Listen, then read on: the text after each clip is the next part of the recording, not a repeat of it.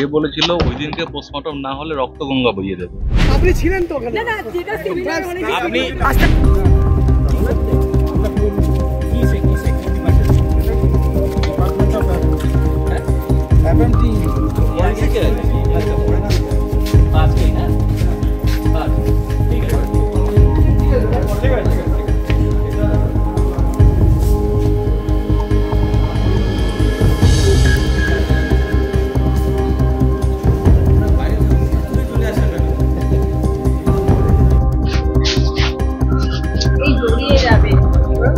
আপনার সাথে কথা বলা হয়েছে বিয়ের তরফ থেকে? সে কি কোন রকম প্রেশার করা হয়েছিল বডি তাড়াতাড়ি পোস্টমর্টম করানোর জন্য? কোনো নথি কি আপনি সাথে বলা হয়েছে? আবার কি তলব করা হয়েছে? কোন রকম কি প্রেশার ছিল যে তাড়াতাড়ি পোস্টমর্টম করার জন্য?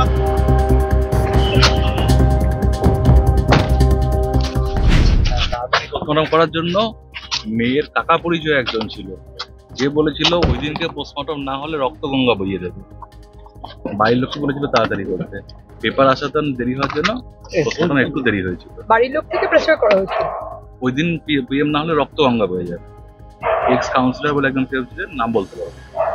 এক্স কাউন্সিলর বলেছিলেন? ওনার বাড়ির বলেছিলেন, আমাকে বলেছিলেন, ওনার রিলেটিভ একজন, নট ব্লাড রিলেটেড, মেবি বাইরের বাইরের লোক। আচ্ছা, বলেছিলেন পোস্টমর্টম ওই দিনই করতে হবে। ওই দিনই করতে হবে? ওই দিনই করতে হবে। মানে উনি কি এখানকার না ওই ওনাদের বাড়ির? ওনাদের বাড়ির, ওনাদের বাড়ির ওখানকার এক্স কাউন্সিলর। ঠিক আছে, থ্যাংক ইউ।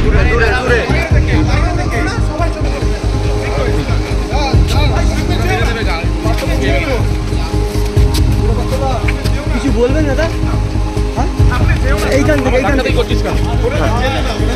যেতে দে, আগে যেতে দে। আপনাদের কেন ডাকা হচ্ছে? বলবে না, বলছে তো।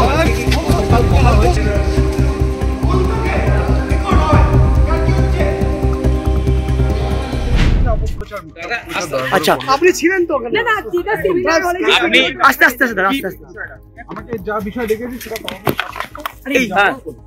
ঠিক আছে। কালকে কি আবার টাকা হবে? দাদা একটু বলুন না। দাদা প্লিজ। থ্যাংক ইউ দাদা, থ্যাংক ইউ প্লিজ। আমাকে তদন্তের সাথে সহযোগিতা করতে বলা হয়েছে, আমি সহযোগিতা করছি। আপনি তো কোনোভাবে ওখানে আর্টি করে নিয়ে পারছিলেন না ওই দিন? মেডিকেল কাউন্সিল থেকে একটা টিম গিয়েছিল, আগেই বলেছিলাম সেটা আমাদের ভাইস প্রেসিডেন্ট ক্লিয়ার করেছিল বিষয়টা। ঠিক আছে, থ্যাংক ইউ।